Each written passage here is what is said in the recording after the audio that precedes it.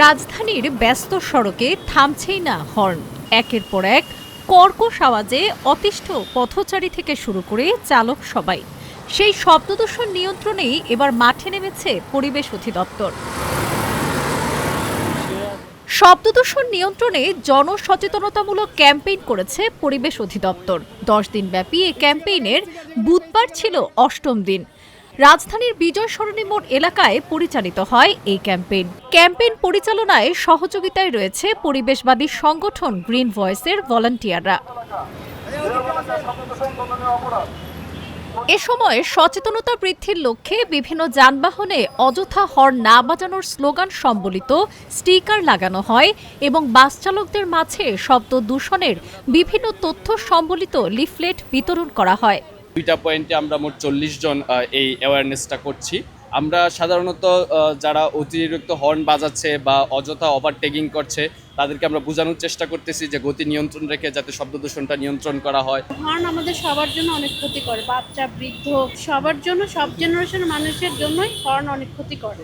তাই আমরা তাদেরকে বিভিন্ন লিফলেট, স্টিকার এবং প্ল্যাকার্ডের মাধ্যমে জানান দিচ্ছি যে এটা অযথা হর্ন বাজানো যাবে।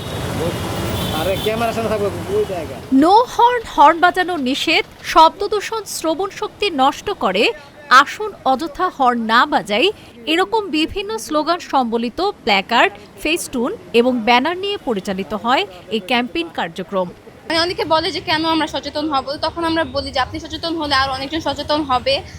আর আমরা তাদের গাড়ির পিছনে স্টিকার ইউজ করি, যেটা দেখে গিয়ে সামনে গাড়ি দেখলে পিছিয়ে গাড়ি অবশ্যই সচেতন হবে যে হর্ন বাজানো যাবে না স্টিকার দেখলে। শব্দদূষণের ক্ষতিকর দিক সম্পর্কে সর্বস্তরের জনগণকে সচেতন করা এবং অযথা হর্ন বাজানো বন্ধের লক্ষ্যেই এই ক্যাম্পেইনের আয়োজন করা হয়েছে বলে জানান পরিবেশ অধিদপ্তরের মহাপরিচালক ডক্টর মোহাম্মদ লুৎফর রহমান। শব্দ যদি বেশি হয়ে যায় তাহলে আমরা কিন্তু একসময় কানে শুনতে পাবো না, এবং সবচেয়ে বড় কথা হলো যে শিশুরা আরও বেশি ভয়াবহ, তাদেরকে ভালনারেবল, তারা কিন্তু এতে আরও বেশি ক্ষতিগ্রস্ত হচ্ছে। আমরা চেষ্টা করছি যেসব এলাকা যাতে শব্দ দূষণ বেশি হয় এই জায়গায় আমরা একটা সচেতনতা তৈরি করতে আর কি। মানুষের মধ্যে সচেতনতা যখন আসবে তখন এটা এক ধরনের যে prevention is better than cure. আমরা মনে করি যে জনগণ যদি সচেতন হয় সেটা হলো আমাদের সবচেয়ে বড় প্রাপ্তি। শব্দদূষণে আইন প্রয়োগের চেয়ে জনসচেতনতা বৃদ্ধিতেই জোর দেওয়ার তাগিদ দিয়েছেন তিনি। জরিমানার চেয়ে নিজেদের মধ্যে সচেতনতা বৃদ্ধিতেই শব্দদূষণ নিয়ন্ত্রণে আনা সম্ভব বলে মনে করেন লুৎফর রহমান। যে যদি আমি মনে করি যে না এখানে স্কুল, আমার যদি ব্রেনে আসে যে না স্কুলের ছাত্ররা ছোট ছোট ছেলেরা পড়াশোনা করতেছে, আমি এখানে না বাজিয়ে থাকতে পারি কিনা, বা আমি এখানে বাজানো উচিত হবে না, তাহলে কিন্তু সে আর বাজাবে না।